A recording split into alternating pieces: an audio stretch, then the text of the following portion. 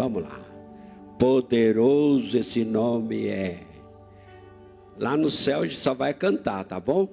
Mas aqui a gente precisa ouvir a palavra também. Pastor Matos já fez parte da nossa equipe pastoral, trabalhou conosco um tempo e agora está em Campo Grande, Mato Grosso do Sul. A Juliana e os pimpolhos estão aí acompanhando o casal. A Juliana é professora lá no Mato Grosso do Sul, Cuiabá, Campo Grande. E eles estão aqui, tem a papai e mamãe Farol, vieram e nós convidamos para trazer uma palavra para o nosso coração. Vamos recebê-lo fazendo assim? Olha aí a recepção. Glória a Deus. Amém, irmãos? Podem assentar-se em seu lugar, no nome de Jesus. Para nós é uma alegria estarmos aqui com os irmãos mais uma vez, para juntos louvarmos, adorarmos e glorificarmos o nome do nosso Deus. Ele tem sido bom para conosco. Sem perca de tempo, sentado mesmo, mas com o seu coração reverente na presença do Senhor, eu quero que você pegue a sua Bíblia e eu quero ler alguns versículos em um texto bem conhecido, que normalmente ele é muito propício para este momento, que é o momento da ceia do Senhor. Primeira carta do apóstolo Paulo à igreja de Corinto, carta de Paulo aos Coríntios, capítulo 1, a partir do capítulo de número 11, a partir do versículo 17. Primeira carta de Paulo aos Coríntios, capítulo 11, a partir do versículo de número 17. Diz assim a palavra do nosso Deus. 1 Coríntios, capítulo 11, a partir do versículo 17.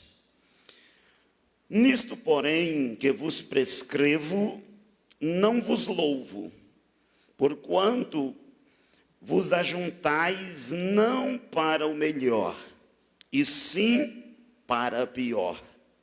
Porque antes de tudo, estou informado a haver divisões entre vós, quando vos reunis na igreja. E eu em parte o creio, porque até mesmo importa que haja partidos entre vós, para que também os aprovados se tornem conhecidos no vosso meio. Quando, pois, vos reunis no mesmo lugar, não é a ceia do Senhor que comeis, porque ao comerdes, cada um toma antecipadamente a sua própria ceia, e há quem tenha fome, ao passo que há também quem se embriague. Não tendes, porventura, casas onde comer ou beber? Ou menosprezais a igreja de Deus, e envergonhais os que nada têm? Que vos direi? Louvar-vos-ei? Nisto, certamente, não vos louvo. Eu quero apenas ler até esse versículo, mas eu quero dar uma olhada até o versículo de número 33 desse capítulo. Irmãos, nós sabemos que a igreja do Senhor, ela foi estabelecida, ela foi edificada, ela foi comprada por Jesus. E eu sempre digo que não há nada mais extraordinário, mais significativo do que quando nos ajuntamos, quando nos reunimos para adorar, para buscar a face do Senhor, para abrirmos o nosso coração para Deus, para o Espírito Santo. E cada reunião, cada culto que nós participamos é um momento especial, porque Deus, Ele derrama algo especial sobre a nossa vida. Cada culto, Deus tem uma bênção única para você, que você só vai receber naquele culto, não tem como você receber em outro culto. Então, cada culto que você perde, é uma bênção de Deus que você perde. Porque Deus sempre está a liberar algo sobre a nossa vida.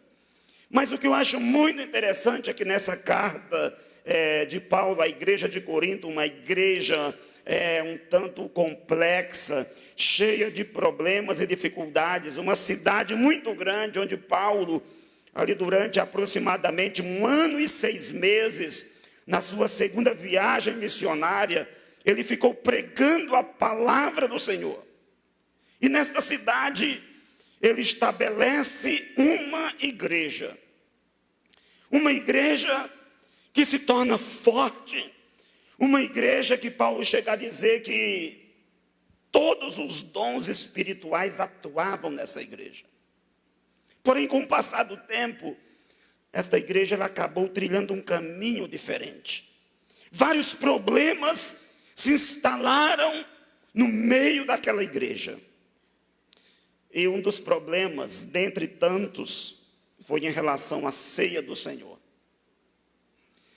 E esse texto, é nesse texto que Paulo ele vai repreender, que Paulo ele vai dizer, olha, no momento mais especial, no momento mais marcante, no momento quando nós nos reunimos para celebrar aquilo que Jesus fez por nós, para celebrarmos a ceia do Senhor. Esse momento que era para ser o melhor de todos, o mais importante de todos. Quando vocês se reúnem, não é para o melhor, e sim para o pior. E a minha palavra para você essa noite é: quando que o melhor ele se transforma no pior? Quando que podemos transformar aquilo que é melhor no pior? Paulo nos dá algumas razões nesse texto. A primeira delas é que nós transformamos o melhor no pior quando a comunhão da igreja ela está ameaçada. Quando o nosso ajuntamento, quando nós nos ajuntamos, mas esse ajuntar, esse congregar,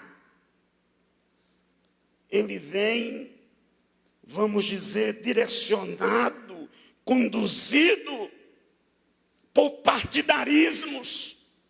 Paulo diz isso no versículo 18 e 19. Porque quando vocês se ajuntam, eu ouço que há dissensões entre vocês, que há heresias entre vocês. Lá na igreja de Corinto havia o partido de Pedro, havia o partido de Paulo, havia o partido de Apolo e havia o de Cristo. E dizem que o de Cristo era o pior de todos, porque era aquele que diz, olha, eu não tenho pastor, minha única autoridade é Jesus. E quando essa igreja, ela se reúne, ela não se reúne como família de Deus, ela não se reúne em comunhão, em unidade, justamente no momento em que Jesus, por meio da sua palavra e através da ceia do Senhor, ele está estabelecendo a unidade da igreja.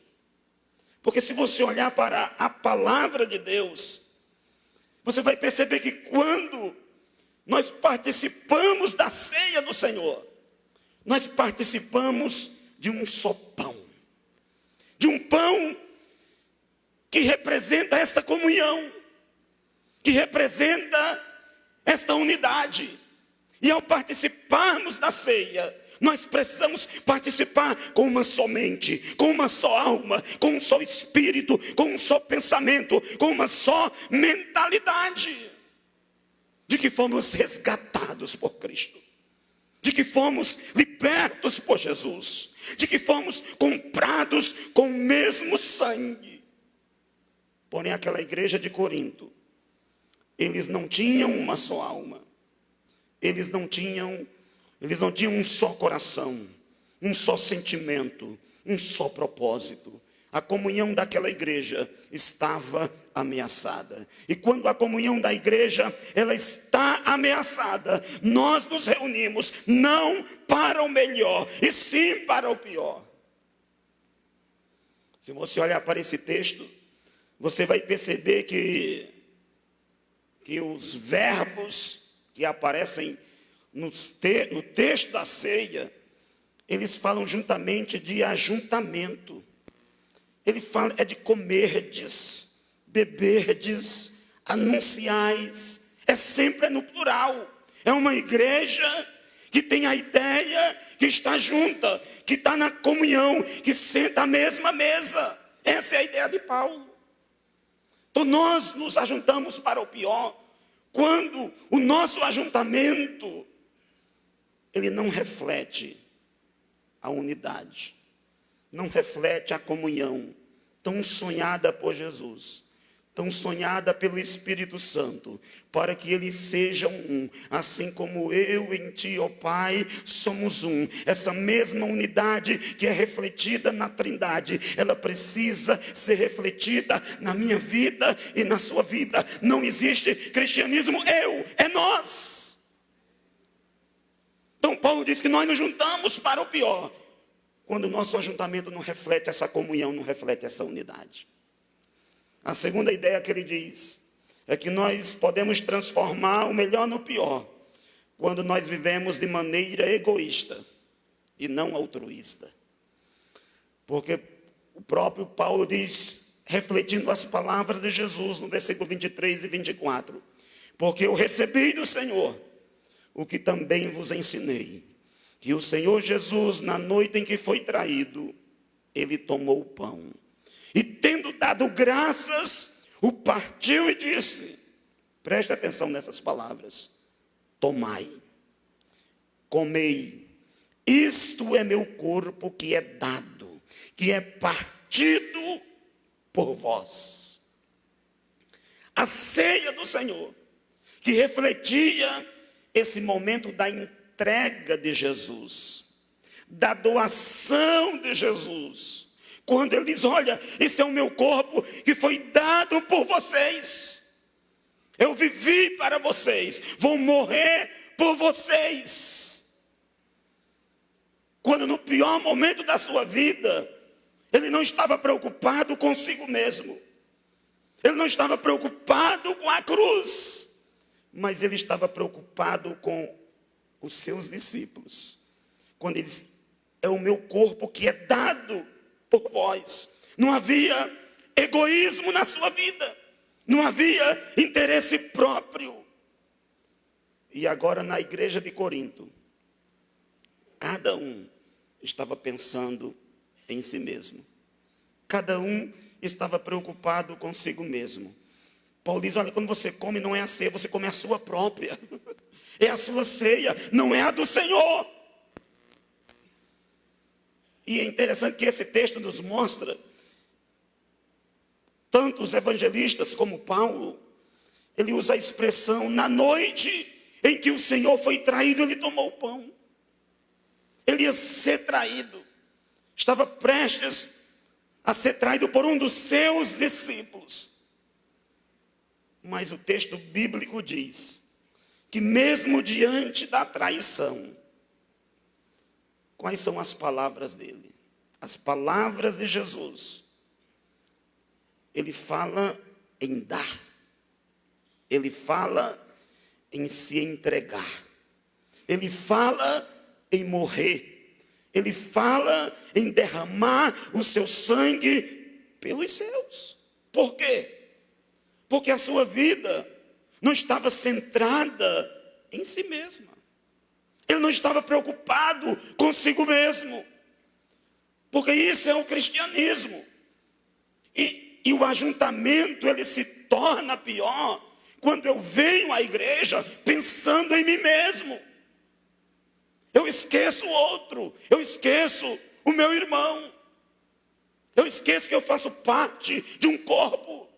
Que eu faço parte de uma família. Se você olhar para a Bíblia, você vai perceber que por mais de 64 vezes a expressão uns aos outros aparece na Escritura. Uns aos outros, amai uns aos outros, perdoai uns aos outros. O cristianismo é centrado no outro, não é em mim mesmo. E a ceia nos ensina isso. A ceia é o quê? É compartilhar. É compartilhar a esperança da vinda de Jesus. é compartilhar o sacrifício, é lembrar o sacrifício. Ao ponto que Lucas diz: esse é o meu corpo que é oferecido por vós. Então essa igreja de Corinto, ela estava sendo ameaçada. Elas estavam transformando aquele momento tão precioso, tão singular, em algo pior, porque a comunhão estava rompida. Eles viviam preocupados consigo mesmos, e não preocupados com a dor do outro, preocupado com o problema do outro, preocupado com a crise do outro, com a dificuldade do outro, pensavam apenas em si mesmo. Por isso que Paulo diz: olha, vocês quando se reúnem é para pior, porque vocês estão vivendo de maneira egoísta, estão pensando apenas em si mesmo, e não no seu semelhante. A terceira ideia que Paulo nos dá nesse texto, que nós nos ajuntamos para o pior e não para o melhor, é quando nós transformamos um memorial em apenas um ritual, destituído de significado. Porque Paulo está dizendo: olha, irmãos, porque eu recebi do Senhor, foi do Senhor que eu recebi o que eu também vos ensinei. Naquele momento, na igreja de Corinto, eles haviam perdido o real sentido da ceia do Senhor. Quando eles se reuniam para participar da ceia, era apenas um ritual. Eles não viam mais implicações espirituais. Eles já não se lembravam mais de quando Jesus disse: fazei isto em memória de mim. E nós caímos muitas das vezes nesse perigo. Hoje é a ceia, eu vou participar da ceia, mas participamos de uma maneira ritualista. Nós não entendemos o real sentido, o real significado da ceia. Nossa vida não é mais tocada ao participar do pão, ao participar da ceia. Nós já não temos mais expectativa. Aliás, irmãos, até o nosso culto, muitas das vezes, se tornou um ritual. Chega o domingo, e às vezes, quando é lá para umas 4 da tarde, a gente se lembra: hoje tem culto. Hoje é dia de culto. E às vezes nós não preparamos o nosso coração para entrar na presença de Deus. Às vezes mal oramos quando chegamos na casa de Deus. E aí nós queremos que o Espírito Santo toque em nossa vida. E aí nós queremos que Deus nos renove. Nós queremos que Deus nos restaure. Nós queremos algo de Deus. Só que na verdade nós não estamos buscando a Ele intensamente, apaixonadamente. O nosso coração já não tem mais fogo, já não tem prazer, já não desejamos mais a glória de Deus, a presença de Deus. Já não queremos mais o avivamento dEle em nossa alma. Se tornou um ritual. Já perdemos o significado. Irmãos, e quando nós participamos da ceia do Senhor, nós estamos participando de algo sublime, de algo glorioso. Não é apenas um pão e um vinho. Essa semana eu estava lendo sobre isso. Eu achei muito interessante as palavras de um dos reformadores sobre a ceia do Senhor. E ele dizia o seguinte: o pão e o vinho são sinais de uma realidade espiritual. Antes de tudo, os sinais são o pão e o vinho, os quais representam o mantimento espiritual que recebemos do corpo e do sangue do Senhor. Ele continua: porque como no batismo, ao regenerar-nos, Deus nos incorpora à sua igreja e nos faz seus por adoção. Assim também temos dito que com este desempenho e com este papel zeloso de um pai de família, por meio da ceia, Deus está nos alimentando constantemente espiritual para conservar a nossa alma. para conservar a nossa vida. Então o pão e o vinho é o nosso sustento espiritual, é o nosso alimento espiritual. Nós estamos nos alimentando de Cristo, não é apenas um ritual, não é apenas um pão. Há um símbolo, há uma presença espiritual, há algo sublime, há algo majestoso. Dizem que quando John Stott, ele esteve no Brasil, John Stott foi um pregador inglês, escreveu vários livros, tem vários livros. E quando ele esteve no Brasil, perguntaram para ele qual era o segredo da sua vida cristã. Ele disse: olha, o segredo é o seguinte: eu leio a minha Bíblia todos os dias. Eu oro todos os dias. Eu não deixo de ir à igreja. E nunca deixo de participar da ceia do Senhor. Irmãos, e às vezes, quantas coisinhas nós deixamos de participar da ceia? Quantos projetos são mais importantes? Quantas coisas às vezes surgem e nós deixamos de relembrar, de ver o significado, a importância. Porque todas as vezes que nós nos reunimos para participar da ceia do Senhor, nós estamos dizendo: Jesus Cristo me resgatou, eu fui comprado, eu fui lavado, eu fui liberto pelo sangue de Jesus, eu tenho uma esperança viva no meu coração, eu não vou ficar para sempre aqui. Jesus Cristo, Ele voltará para buscar a sua igreja, para buscar o seu povo. É para isso que a ceia aponta. É a minha redenção. É a minha redenção, o que Ele fez lá no passado e o que Ele vai fazer no futuro, quando voltar para buscar a sua igreja. Por isso que quando nós nos reunimos para participarmos da ceia, não pode ser apenas um ritual. Você está se alimentando do pão de Deus, que dá vida para você, que sustenta você, que fortalece você, que cura você. Eu já vi pessoas que foram curadas na hora que participavam do pão, na hora que participavam do cálice. Nós precisamos resgatar isso em nós.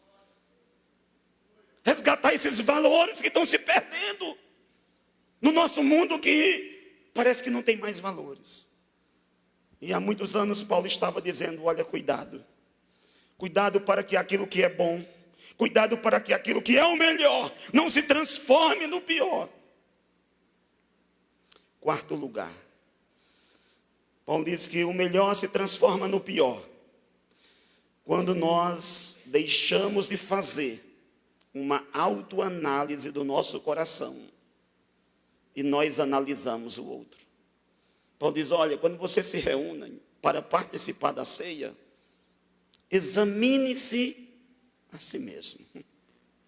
Faça uma autoanálise do seu coração. Faça um autoexame à luz da palavra de Deus. E esse autoexame, dentro do contexto desse texto aqui, não é para eu olhar para dentro de mim e dizer: eu fiz esse pecado, eu não vou participar da ceia. Não é isso. Esse autoexame, sabe para quê? É para ver se eu estou bem com o meu irmão.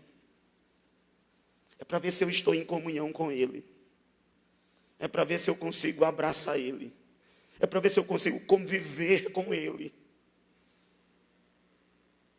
Portanto, examine-se o homem a si mesmo. E assim coma deste pão, beba deste cálice. Será que eu estou olhando para o outro com um olhar de compaixão, de amor, de misericórdia? Será que eu estou aqui para te servir? Será que eu estou aqui andando de acordo com o Espírito de Deus, de acordo com a vontade de Deus, de acordo com o propósito de Deus? Porque a tendência é nós analisarmos o outro. é olharmos para o outro. Ontem mesmo eu ouvia, tinha alguém dizendo assim, alguém foi ao culto, tínhamos pregado na igreja e depois um casal estava voltando para casa depois do culto. E a esposa dizia para o esposo, essa palavra foi para você. Foi para você essa palavra. Aí ele dizia, não, foi para você, porque você não tem ido à igreja. Mas não é para mim a palavra. A palavra é para mim. A palavra é para todos nós. Eu tenho que olhar para o meu coração para ver como que eu estou vivendo a fé. Como que eu estou vivendo o cristianismo. Qual o meu relacionamento com Deus e com o meu irmão. O que tem dentro do meu coração que talvez rompe a minha comunhão com a igreja. O que tem dentro do meu coração que impede que eu viva em paz com o meu irmão. Porque João diz, se você não consegue amar o seu irmão, se o seu coração não consegue estar bem com o seu irmão, que você está vendo todos os dias, que você pode tocá-lo, imagine Deus. Então Paulo está dizendo, nesse texto, que nós precisamos analisar o nosso coração, e não o outro, para que aquilo que é o melhor não se transforme no pior. Quinto lugar, Paulo diz, que para que o melhor não se transforme no pior, nós precisamos não nos considerar dignos daquilo que somos indignos.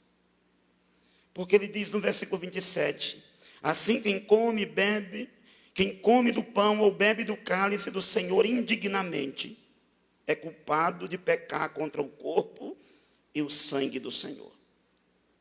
E aí nós ficamos perguntando, mas participar indignamente, tomar o pão, beber o cálice indignamente, quer dizer que eu não posso ter nenhum pecado?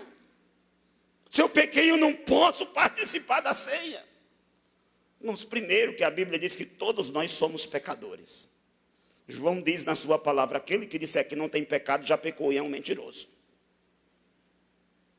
O grande problema é que eu não posso me aproximar da mesa do Senhor, da ceia do Senhor, com aquele sentimento, olha, eu mereço.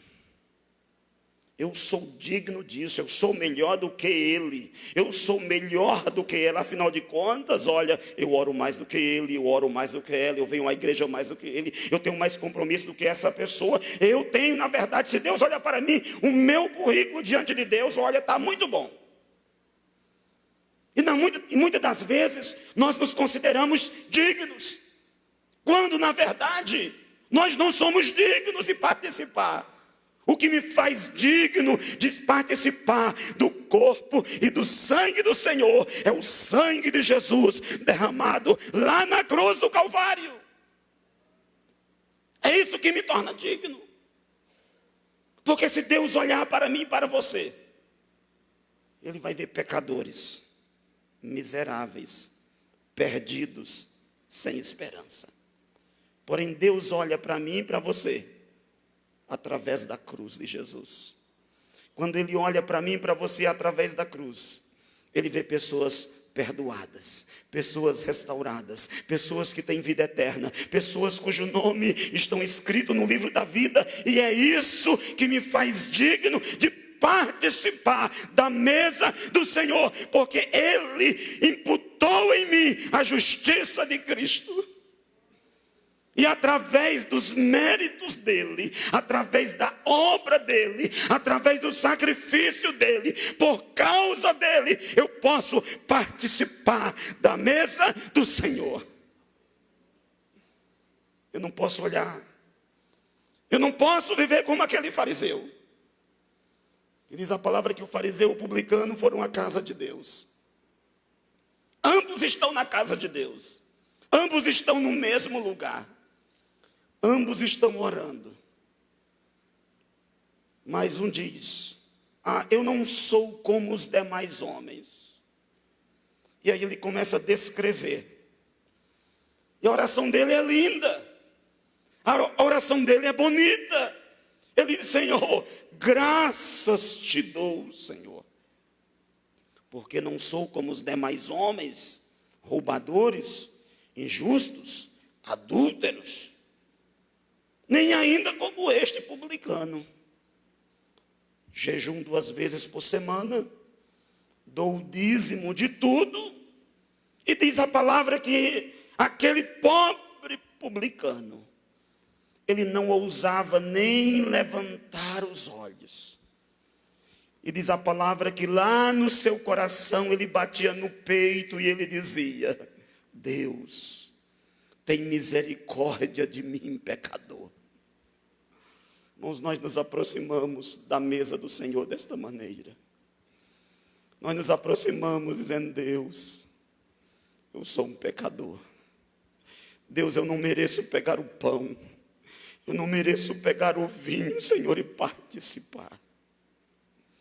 O texto bíblico diz: digo-vos que este desceu justificado para a sua casa.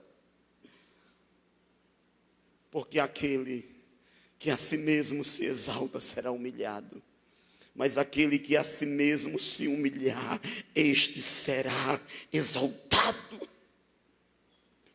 Então é com essa consciência, irmãos, de indignidade, é com essa consciência de pecador, é com essa consciência de que eu não mereço, mas porque um dia lá na cruz do Calvário, Jesus, ele abriu o caminho, ele abriu as portas, através do seu sangue, para que eu chegue ao trono dele, para que eu tenha ousadia de entrar na presença dele. É por isso que o autor aos Hebreus, ele diz: irmãos, tendo pois intrepidez para entrar no santo dos santos, pelo sangue de Jesus. Você não merece, nenhum de nós merecemos, todos somos pecadores, mas por causa da grande e infinita misericórdia de Deus, por causa do sangue do Cordeiro, o sangue dele nos tornou dignos de participarmos da mesa do Senhor. Agora, quando eu acho que eu sou digno, quando eu acho que eu sou bom o suficiente para herdar o céu, que eu sou bom o suficiente para participar, que eu sou bom o suficiente, até mesmo melhor do que os meus irmãos, eu me torno indigno. E aí Paulo diz que é por causa de Jesus, é por causa do sacrifício. Quando eu penso que sou digno, eu estou transformando aquilo que é melhor no pior. E aí Paulo diz: não é a ceia que você está comendo, não é a ceia do Senhor. Então eu preciso nessa noite me aproximar da mesa do Senhor com essas ideias. São apenas umas reflexões do meu coração, quando eu estava refletindo sobre esse texto da ceia do Senhor, que nós precisamos cuidar muito, para que não venhamos transformar o melhor no pior. Paulo diz: olha, quando vos reunis, não é para o melhor, e sim para o pior, porque a comunhão está ameaçada, porque vocês estão vivendo de maneira egoísta e não altruísta, porque a ceia é um ritual qualquer, não tem um significado, porque vocês não fazem uma autoanálise de vocês mesmos, porque vocês não se julgam indignos.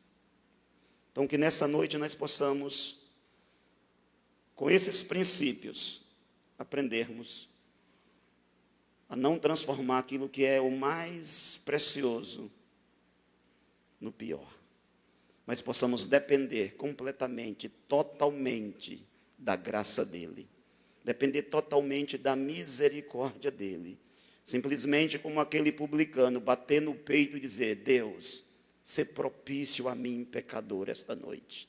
É por causa de Jesus que eu vou participar. Eu quero orar com você, sentado mesmo. Pai, muito obrigado, Senhor, por esta breve reflexão da Tua palavra esta noite. Que o Teu Espírito Santo, ó Pai, venha aplicar da maneira que Tu quiseres em cada coração.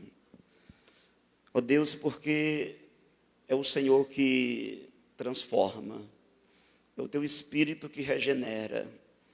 Deus, a semente é lançada, mas tem diversos terrenos, que possa alcançar um terreno frutífero, que venha crescer, que venha produzir 100, 60 e 30. Pai, no nome de Jesus, abençoa a Tua igreja, e obrigado por estarmos neste momento tão especial, tão importante, Senhor, que é o dia da ceia do Senhor, que é quando relembramos aquilo que o Senhor fez por nós na cruz do Calvário. Oramos no nome de Jesus. Amém. Que Deus nos abençoe. Em nome de Jesus. Amém. Irmã Dirce, vamos cantar o Rua de Cruz? Pode ser? Aleluia. Convido os nossos companheiros a descermos. Depois desta palavra, cumpre-nos participar deste momento tão especial para as nossas vidas. João Calvino, pai do presbiterianismo, ele celebrava a ceia todos os dias, 6 horas da manhã, por 9 anos, sem faltar um dia sequer. Todas as manhãs, 6 horas da manhã, o povo era convocado. O sino batia, o povo ia e participava. Todas as manhãs, todos os dias. Nós convencionamos participar uma vez por mês. Então esse dia tem que ser muito especial nas nossas vidas. Vamos aproveitar esse tempo de cântico, esse hino fala da cruz, para esta auto-reflexão, esta auto-análise.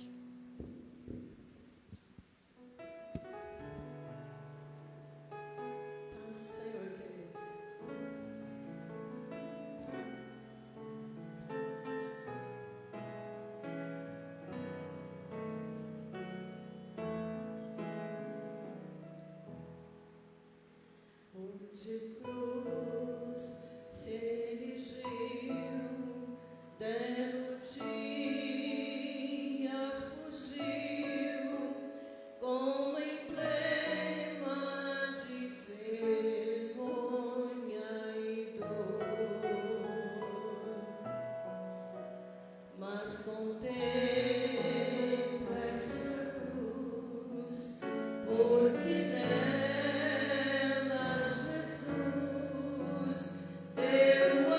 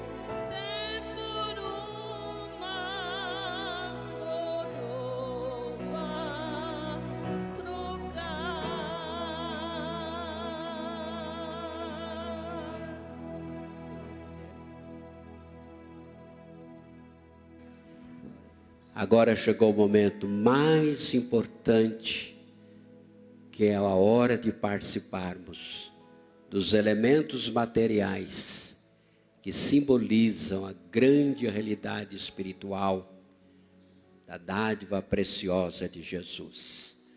Hoje nós estamos um pouco desfalcados aqui dos nossos oficiais, pelo fato de ser feriado amanhã. Muitos viajaram, espicharam mais, né, para voltar amanhã. Mas nós não vamos porque o Sandro já está aqui, né? Passou por uma cirurgia, Deus abençoou. E nós louvamos a Deus que Ele está de volta aqui. Então hoje nós vamos fazer diferente. Todos que vão participar da ceia, eu vou pedir para um irmão ficar com o pão e o cálice, mais ou menos ali assim. Pode ser vocês dois. O pessoal vem pela fila lá.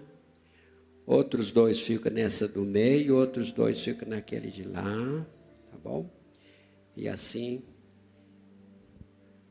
Ô Chico, estão precisando de você. O Chico tem quase 200 anos, mas parece um meninão.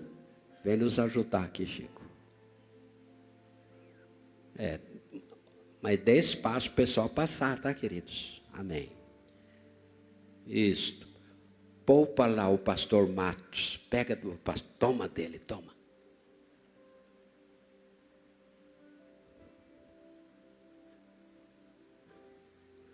Amém.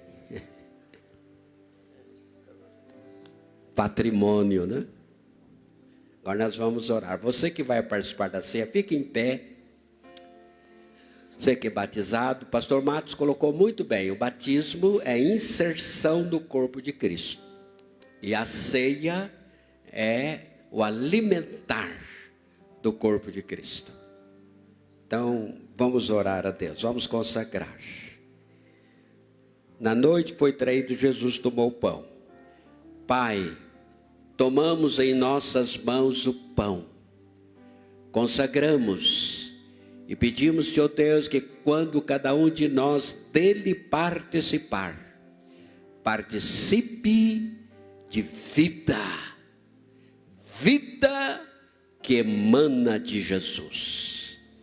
Pai, tomamos nas nossas mãos o cálice, fruto da terra, elemento material, mas que nesta hora representa o sangue de Jesus, que banhou o Gólgota, e que um dia também lavou o nosso coração, purificando de toda iniquidade, nos tornando dignos para esta hora.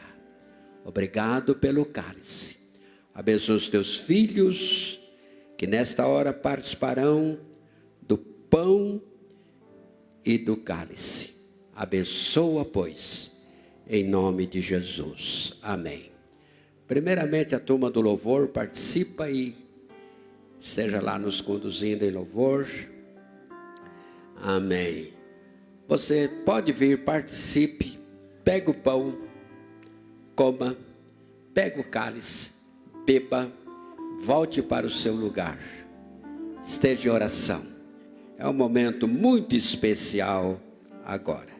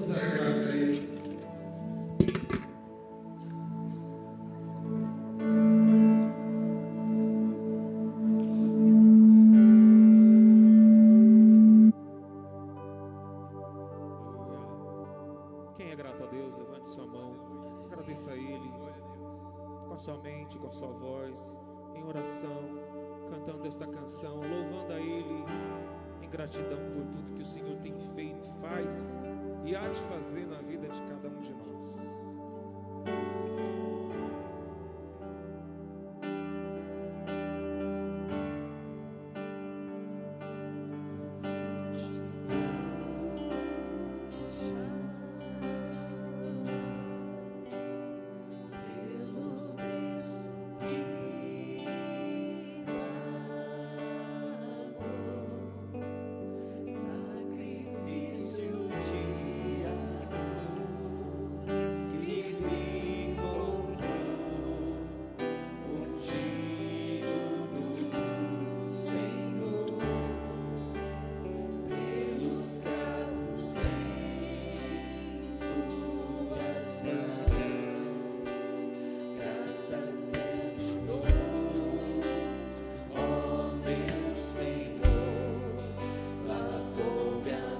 Digno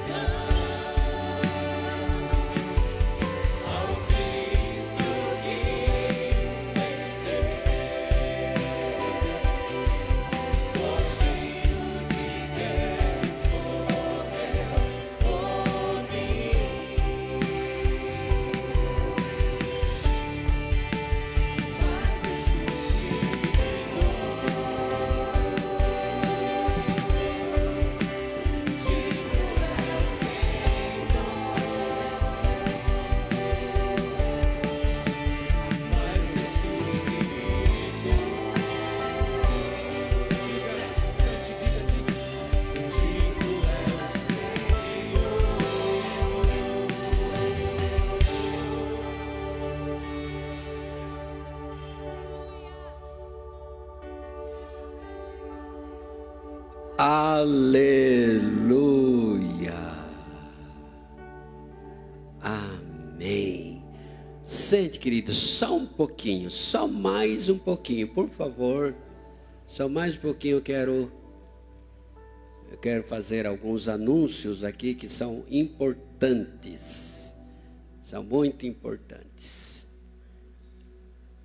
Essa semana será a nossa terceira quinta-feira da nossa campanha 12 quintas-feiras por 12 meses de bênçãos 2020.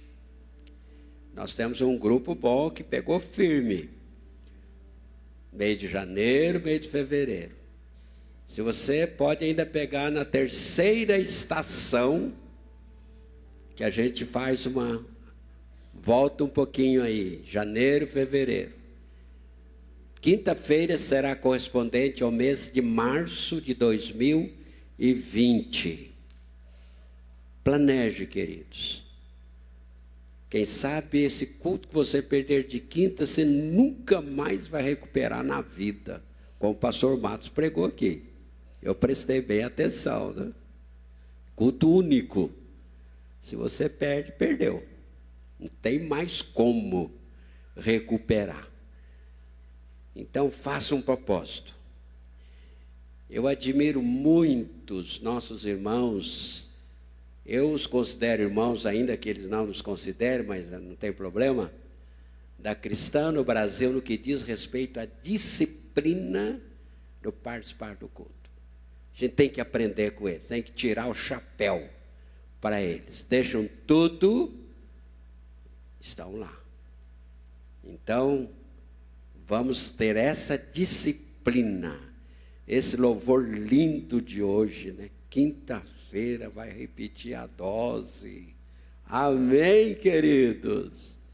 E assim nós vamos. Então, quinta-feira, a nossa terceira semana, correspondendo ao mês de março. Número 2. Sexta-feira, dia 11, por volta das 18h30, o mundo recebeu uma menina muito linda. E o nome dela é Caterine.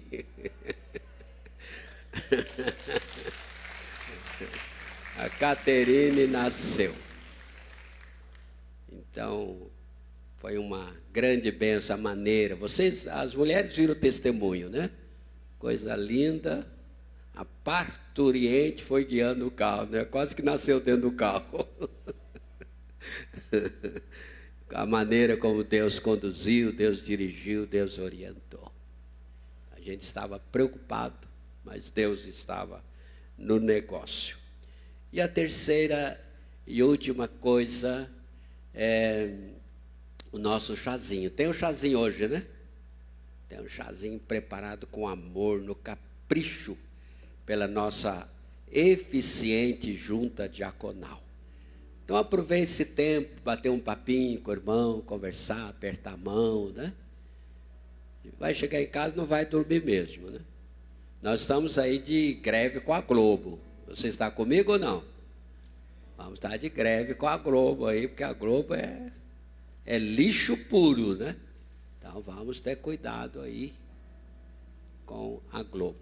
Vamos ficar em pé, nós vamos orar então, encerrando esse momento.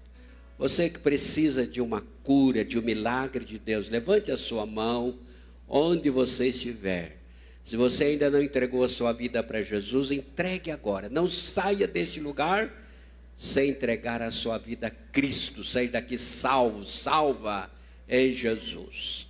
Pai, a nossa mão está levantada para o alto, indicando que nós precisamos e necessitamos de um milagre da tua parte. Ó Deus, realiza este milagre na vida de cada pessoa que aqui está. Ó Deus, nós te louvamos porque hoje nós tivemos alegria de ter Alice conosco cultuando o teu nome. Pai amado, muito obrigado. E nós continuamos orando pela pequenina Alice, meu Pai. Ó Deus, quando terá que ainda humanamente passar por mais procedimentos médicos, mas nós estamos querendo um milagre. Pai amado, Tu és o Deus do milagre. Tu podes nos surpreender, ó Pai, com o milagre na vida da Tua pequenina. Pai amado, abençoa seus pais, fortalecendo, e assim toda a igreja, visita cada família, abençoando aqueles que estão em viagem, guarda, livra de todo o perigo, de todo o mal, que eles possam voltar são e salvos pelo Senhor. Pai amado, obrigado pela presença do pastor Matos, da sua família, pela contribuição que deu nesta noite, trazendo esta palavra tão esclarecedora. A nossa gratidão. Abençoa o teu filho, a sua família, quando amanhã estarão de volta para a sua cidade. Dá-lhes, ó Deus, a bênção de uma boa e feliz viagem. Fica conosco, ó Pai, fica com a Lúcia que está ali no hospital, fica com a Vera que está com ela. Ó Deus, abençoa a pequenina Caterine, que ela cresça para a honra e glória do Teu nome. E orando pela Caterine, nós oramos por todas as crianças, ó Pai. Abençoamos as crianças, em o nome de Jesus. Que o amor de Deus Pai, a graça de Deus Filho e a comunhão de Deus Espírito Santo sejam sobre vós, sobre Israel de Deus, e a igreja de Jesus presente diz amém. Bem que a gente poderia dar um aplauso bem forte para Jesus, encerrando com alegria a nossa reunião. Amém. Tenha você a melhor semana da sua vida, em nome de Jesus.